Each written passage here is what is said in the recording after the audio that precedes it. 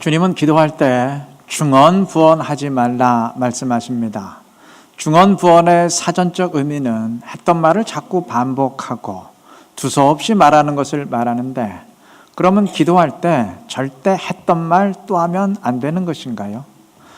논설이나 브리핑처럼 언제나 조리 있고 일목요연하게만 말해야 되는 것인가요? 기도의 목적이 내 생각을 전달하기 위한 것이라면 그래야 됩니다. 상대를 설득하고 감동시키기 위한 것이라면 되도록 깔끔하게 말하는 것이 바람직합니다. 그러나 기도의 대상은 사람이 아니라 하나님입니다. 사람에게 말하는 것이 아니고 하나님께 말하는 것이 기도입니다. 하나님께 말할 때는 소통이나 설득을 위한 기술이 하등 중요하지 않아요. 하등 필요하지 않습니다. 왜냐하면 내가 말하기 전에 이미 주님은 다 알고 계시기 때문입니다. 아니, 나보다 훨씬 더 잘 알고 계시기 때문입니다. 기도의 목적은 내용을 전달하는 것이 아닙니다. 기도는 언어의 소통이 아니고 영적인 교통입니다. 중언부언하지 말라는 것은 마음에도 없는 말, 입에 발린 말 하지 말라는 말입니다. 이걸 바꿔 말하면 진정성 있는 기도, 진정한 기도 드리라는 말입니다. 주님은 기도할 때 점수를 매기면서 잘하는 기도와 못하는 기도로 나누지 않습니다. 단 그는 진짜와 가짜를 구분하십니다. 말이 서툴러도 괜찮습니다. 마음이 다급하다 보니까 똑같은 말 계속 반복해도 상관없습니다. 단 그 기도에 내가 오롯이 담겨 있어야 됩니다. 내가 기도가 되고 기도가 나 자신이 되어야 됩니다. 이 말은 내 기도가 내 삶의 실제가 되어야 한다는 말입니다. 이게 무슨 말인지 제가 설명을 드리죠. 여러분, 영화나 TV 드라마 볼 때 그 슬픈 장면에서 주인공들이 종종 눈물을 흘리죠. 연기에 몰입하다 보니까 이게 실제 상황인 것처럼 울음을 터뜨리는 겁니다. 그게 시청자의 마음을 울릴 수는 있지만 진정성과는 거리가 멉니다. 그거는 연기 자체에 몰입한 것이지, 그래서 눈물을 흘리는 것이지 그게 진짜 삶은 아니기 때문입니다. 삶의 현실과는 아무런 상관이 없는 연기일 뿐이기 때문입니다. 만약 우리의 기도가 이러한다면 그건 아무리 열렬히 부르짖고 눈물을 흘렸다 한들 진정한 기도는 될 수 없겠죠. 바꿔 말하면 진정한 기도란 기도 자체만 몰입하는 기도가 아니라 삶의 현실로 끌어안는 기도, 행동과 실행을 위한 기도입니다. 오늘 본문으로 느헤미야의 기도를 읽었습니다. 느헤미야는 전부 13장으로 구성되어 있는데 느헤미야가 기도했다는 말이 12번 나올 정도로 그는 기도의 인물입니다. 그 12번의 기록 가운데 오늘 본문은 그의 기도가 왜 진정한 기도인지를 여실히 드러냅니다. 4절은 그가 예루살렘을 위해 눈물을 흘리며 금식하면서 기도했다고 증언합니다. 그가 얼마나 사력을 다해 기도했는지를 드러내는 대목인데, 이것보다 우리의 시선을 더 집중시키는 사실이 있습니다. 11절의 증언입니다. 11절 중반 부분에서 느헤미야는 이렇게 기도합니다. 오늘 종이 형통하여 이 사람 앞에서 은혜를 입게 하옵소서. 여기서 말하는 이 사람은 페르시아의 아닥사스다 왕을 말합니다. 당시 유대나라는 페르시아의 식민 통치를 받고 있었고 느헤미야는 페르시아 아닥사스다 왕의 술 맡은 관원으로 요즘으로 치면 비서실장 정도 아주 높은 위치에 있었던 사람인데, 그러던 어느 날 그는 예루살렘의 비참한 소식을 듣게 됩니다. 예루살렘의 성벽이 무너진 상태에 있다 보니 주변 국가들이 약탈과 파괴와 학살과 방화를 일삼으면서 예루살렘을 동네북치듯 하고 있었어요. 이 소식을 들은 느헤미야는 자신의 높은 직위를 버리고 예루살렘으로 건너가서 성벽 재건을 위해 헌신하겠다는 결심을 합니다. 자, 그런데 아무리 느헤미야가 결심했어도 좀 자기 마음대로 갈 수 있는 게 아닙니다. 먼저 아닥사스다 왕이 가도 좋다는 허락을 해줘야 돼요. 또 성벽 공사를 진행하려면 건축 자재도 지원을 받아야 합니다. 이 사람 앞에서 은혜를 입게 하옵소서라는 말은 아닥사스다 왕이 예루살렘에 갈 수 있도록 그렇게 허락도 해주고 또 건축 자재도 지원해주는 그 도움을 받도록 해달라는 말입니다. 그러니까 아닥사스다 왕의 좀 도움을 얻도록, 그래서 내가 갈 수 있도록 해달라는 말입니다. 즉 그의 기도는 내가 헌신할 수 있도록 해달라는 기도였습니다. 느헤미야의 기도는 중언부언하는 기도가 아니었습니다. 기도와 삶이 분리된 그런 기도 따로 삶 따로, 기도를 위한 기도가 아니었어요. 그는 행동하기 위해서 기도했고 기도한 대로 행동했습니다. 즉 그의 기도는 삶으로 끌어안는 기도였습니다. 당시 유대 백성들 가운데 성벽의 재건을 원치 않는 사람은 아무도 없었습니다. 모두들 그것을 위해 기도했을 겁니다. 그러나 마음으로 간구하는 것과 삶의 현실로 끌어안는 것은 그건 전혀 차원이 다른 문제입니다. 오늘날 예수 믿는 사람치고 이 땅에 복음화를 원치 않는 사람은 없어요. 교회의 부흥과 성장을 원치 않는 사람도 없어요. 그리스도인이라면 다 주님의 영광이 높이 드러나기를 원합니다. 그러나 마음으로만 원하는 것과 그것을 내 삶의 현실로 끌어안는 것은 그건 차원이 다른 문제입니다. 우리의 기도는 성장해야 됩니다. 서툴었던 기도가 익숙해져야 된다는 말이 아닙니다. 언어 구사가 더 세련되어져야 된다는 말이 아닙니다. 기도와 삶의 간극이 이제 메워져야 한다는 말입니다. 기도를 위한 기도에서, 기도와 삶이 분리되던 기도에서 삶을 위한 기도, 행동과 실행을 위한 기도로 바뀌어져야 된다는 말입니다. 그것이 진정한 기도입니다. 주님은 진정한 기도를 말씀하셨습니다. 진정한 기도를 드릴 수 있는 우리 모두가 되시기를 바랍니다. 주님은 또한 간절히 기도할 것을 명하셨습니다. 마태복음 7장 7절 말씀합니다. 유명한 구절이죠. 구하라 그리하면 너에게 주실 것이요 찾으라 그리하면 찾아낼 것이요 문을 두드리라 그리하면 너희에게 열릴 것이니. 구하는 것보다는 찾는 것이 더 적극적이고 찾는 것보다는 두드리는 것이 더 적극적입니다. 즉 구해도 안 되면 찾고 찾아도 안 되면 두드리고 두드려도 안 되면 문을 부수어서라도 응답을 받겠다는 그러한 간절한 마음으로 기도하라는 얘기입니다. 이러한 간절한 기도는 당연히 삶으로 끌어안는 기도, 진정한 기도가 될 수밖에 없어요. 왜냐하면 실행할 마음이 없는데 간절히 기도할 수는 없기 때문입니다. 예를 들어서 주를 위해 헌신할 의사가 전혀 없는 사람이 헌신을 위해 간절히 기도할 수 있겠습니까? 전도를 실행할 생각은 전혀 없는 사람이 복음 증거를 위해 간절히 기도할 수 있겠어요? 그럴 수 없죠. 불가능한 얘기죠. 삶으로 받아들이지 않는 한 간절한 기도는 없습니다. 뒤집어 말하면 삶과 연관될수록 그 기도는 간절해집니다.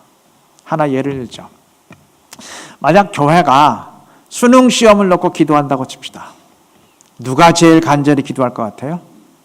수험생 자신과 가족들입니다. 환자를 위해서 기도한다면 누가 제일 간절히 기도하겠습니까? 누가 제일 절박하게 기도하겠습니까? 환자 본인과 가족이죠. 당연해요. 왜냐하면 그것이 자기들의 문제고 자신들의 삶이기 때문입니다. 기도와 삶이 지금 일치되어 있기 때문입니다. 때문에 간절히 기도하라는 말은 바꿔 말하면 앞서 말씀드린 것처럼 삶의 현실로 끌어안으라는 말과 일맥상통합니다. 근데 한 가지 주의할 게 있어요. 분명 삶의 실행을 위한 기도인데 그런데도 간절하지 않은 기도가 있습니다. 예를 들어서 식사기도. 여러분 음식 먹을 때 식사기도 하죠. 그건 분명 삶의 실행을 위한 기도예요. 그건 내가 먹을 거잖아요. 그러니까 분명 실행을 위한 기도예요. 근데 여러분 식사 기도하면서 주여 주여 부르짖으면서 사생 결단하며 기도하는 사람 봤어요? 간절히 기도하는 사람 봤습니까? 없죠. 그 이상한 사람이죠. 그 왜 그럴까요? 삶의 실행을 위한 기도는 분명 맞는데 그게 하등 부담되는 일이거나 힘든 일이 아니기 때문입니다. 너무 쉬운 일이, 당연한 일이기 때문입니다. 제가 청년부 지도할 때 어떤 청년이 목사님 예배에 빠지지 않고 나올 수 있게 기도 좀 해주세요. 그러길래 제가 그랬어요. 그냥 나오면 된다. 무슨 새벽 기도 나오겠다는 얘기도 아니고 청년부 4부 예배는 오후 2시입니다. 아니 오후 2시에 나오는데 무슨 영적 결단이 필요하고 간절한 기도가 필요해. 그냥 나오면 되지. 그냥 제정신만 차리고 살면 되죠. 그런데 만약 핍박이 있는 경우라면 어떨까요? 남편이 아내에게 너 오늘부터 둘 중에 하나야. 교회를 나가든지 아니면 나하고 이혼하든지 둘 중에 하나야. 그럼 얘기가 좀 달라지겠죠. 그때 예배에 빠지지 말게 해주세요라는 기도는 간절한 절박한 기도가 될 수밖에 없어요. 또 만약에 초대교회 경우처럼 예배를 드리다 걸리면 칼에 찔려 죽는다. 그러한 순교의 상황이라면 어떨까요? 그때 내가 예배 드리겠습니다 하는 기도는 정말 죽기 살기로 매달리는 내 생명을 건 영적 결단의 기도가 될 수밖에 없습니다. 즉 삶의 실행을 위한 기도라 할지라도 견고한 믿음이 필요한 일일수록 정말 생명을 거는 영적 결단이 필요한 일일수록 그 기도는 간절해지게 되어 있습니다. 뒤집어 말하면 하등 부담 안 되는 일, 전혀 힘이 안 되는 일, 이런 일을 위한 기도는 그게 삶의 기도라 할지라도 간절해질 수가 없어요. 간절해지면 그게 이상한 거죠. 자, 그렇다면 주님이 간절히 기도하라 명하실 때 그 의미가 뭘까요? 부담 없이 할 수 있는 일만 하지 말고 그냥 쉽게 할 수 있는 일만 하지 말고 그냥 힘 전혀 안 들이고 충분히 할 수 있는 일, 그런 기본적인 신앙생활에만 안주하지 말고 좀 목표를 세우고 영적 싸움을 싸워보라는 말이 아니겠어요? 지금보다 한 단계 높은 수준의 믿음에 한번 발걸음을 내딛고 도전해 보라는 그러한 의미가 아니겠습니까? 그래야 간절한 기도가 가능하니까요. 여러분, 느헤미야가 눈물로 금식하며 간절히 기도한 이유가 무엇일까요? 그가 결심한 성벽 재건이 그냥 되는 일이라면, 하등 부담 안 되는 일이라면 이렇게 금식하며 간절히 기도할 이유가 없죠. 뒤집어 말하면 그가 결심한 성벽 재건이 너무나 힘든 일이었기 때문입니다. 저절로 되는 일이 아니었기 때문입니다. 그 일은 치열한 영적 싸움을 요하는 일이었고 식민지 백성으로서 높은 위치에 오른 자신의 권세와 안락한 삶을 버려야 되는 일이었고 자기 생명까지 걸어야 되는 일이었기 때문입니다. 이 일을 감당하려는데 누군들 절박하고 간절히 기도하지 않을 수 있겠습니까? 우리에게 간절한 기도가 없다는 것은 그건 달리 말하면 기본적인 수준에 안주하고 있다는 얘기입니다.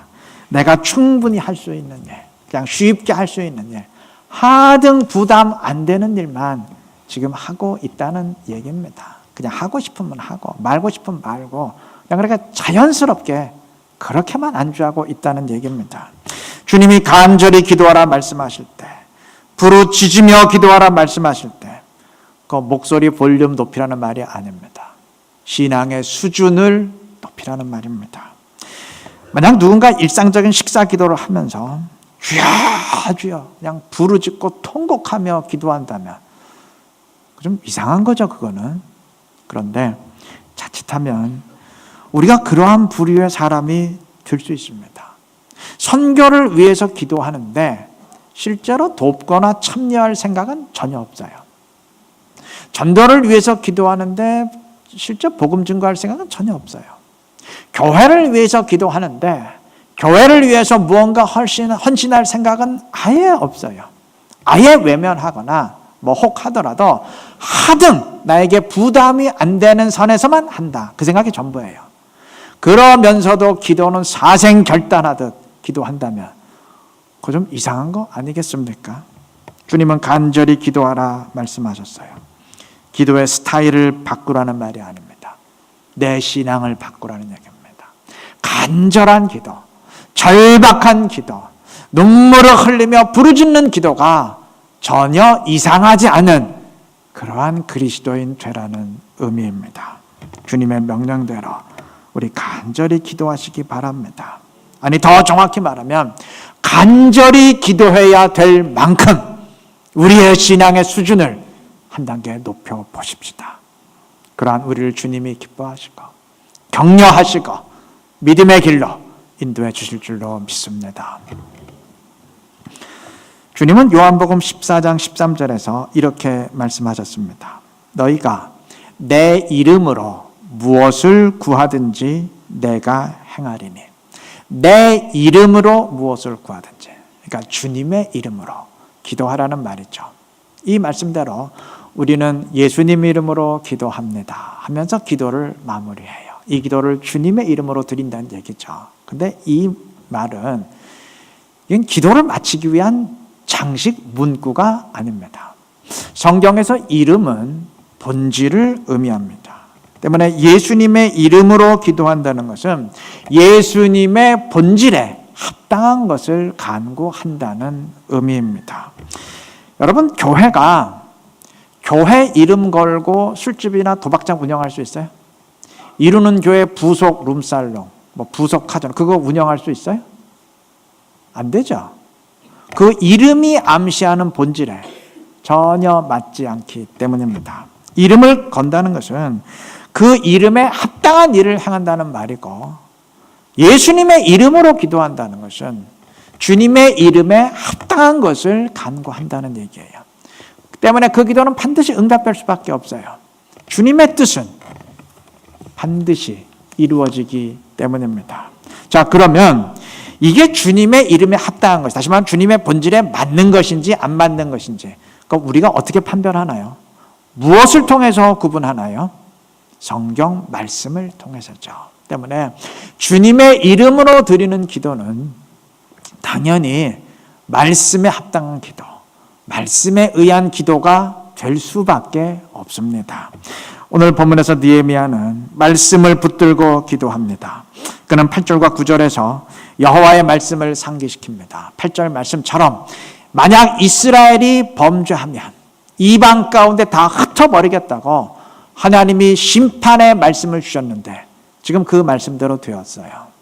하나님은 범죄한 유대 백성들을 바벨론의 포로로 끌려가게 하셨고, 또 바벨론이 페르시아에 정복당하면서 페르시아의 식민지가 되게 하셨고, 느헤미야 자신도 지금 그렇게 흩어져 있는, 이방에 흩어져 있는 사람 가운데 한 명입니다. 자, 그런데 하나님은 이 심판의 메시지를 선포하셨지만 또한 회복의 말씀도 주셨어요.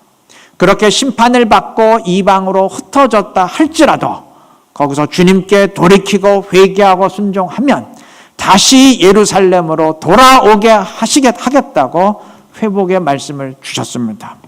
느헤미야는 지금 이 말씀을 이루어 달라고 기도합니다.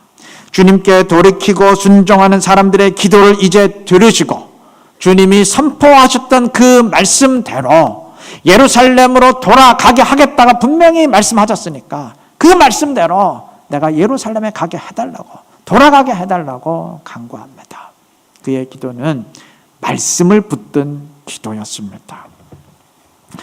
느헤미야가 금식하며 기도했는데, 여러분, 금식하는 이유가 뭔가요? 내가 이렇게 밥까지 굶어가면서 간청하는데 주님 들어주셔야죠. 그렇게 주님께 부담을 주고 압력을 행사하기 위함입니까? 간혹 그러한 단식 투쟁으로 생각하는 사람들이 있는데 천만의 말씀이에요. 정반대입니다. 인간의 가장 기본적인 욕구까지도 내려놓을 정도로 나를 철저히 부인하면서 오직 주님의 말씀대로만 순종하기 위함입니다. 그게 금식의 목적이에요. 이러한 기도는 간절할 수밖에 없습니다.